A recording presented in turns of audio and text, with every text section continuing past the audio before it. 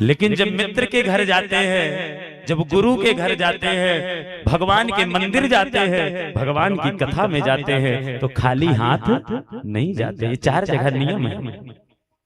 और आज तो मेरे पास कुछ भी नहीं है, मैं क्या लेकर के जाऊं, कैसे जाऊं?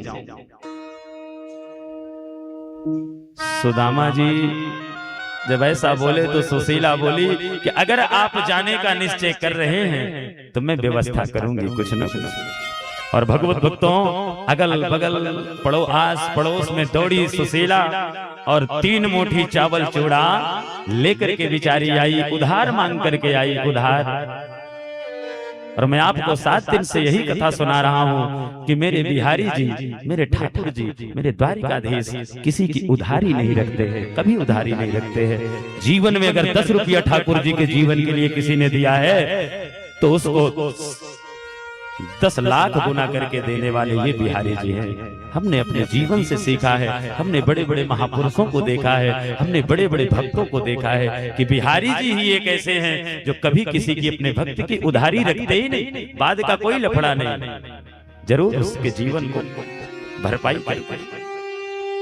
इसलिए 3 मुट्ठी उधार चावल चूड़ा मांग करके दी सुशीला। और जैसे सुशीला ने दिया, सुदामा जी सुशीला के बार बार कहने पर, बार बार कहने पर, बार बार कहने पर चल दिए भगवान से मिलने, अपने बचपन के मित्र द्वारिकाधीश से मिलने। कि चले श्याम सुंदर से मिलने सुदामा, और गाते चले मन में हरे कृष्ण रामा।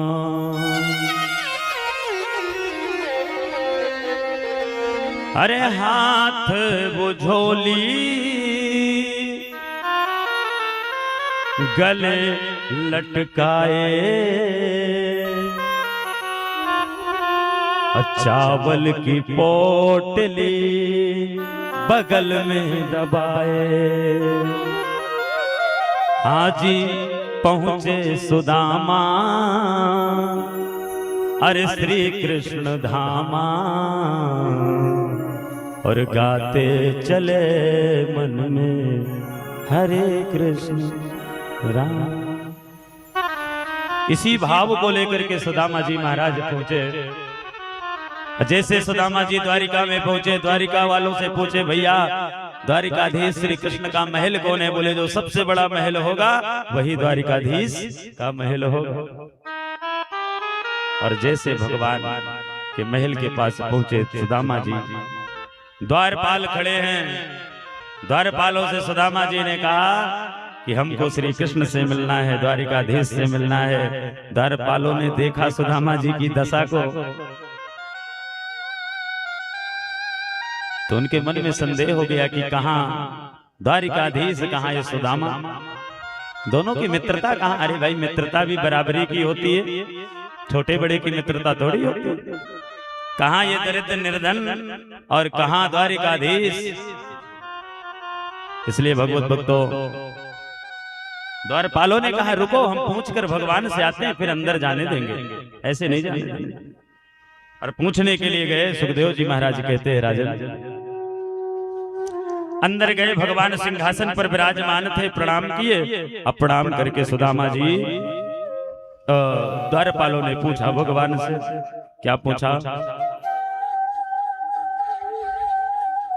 भगवान से कह रहे हैं, प्रभु किसी से पगा न झगा तन पे, शीस पगा न झगा तन पे,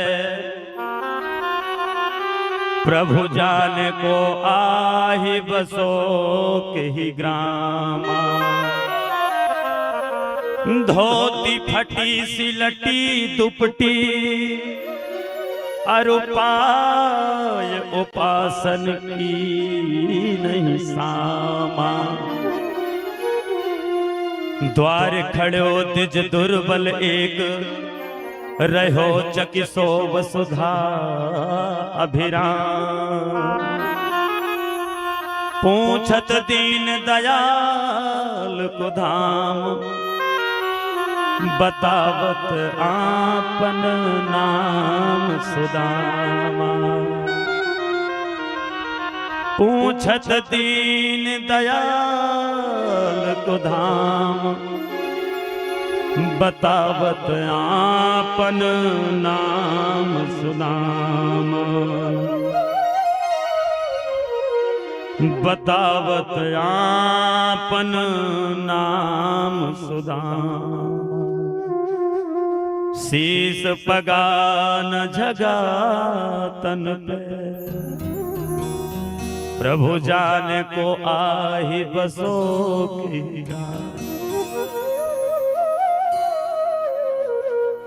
किसी निहायत गांव से आया है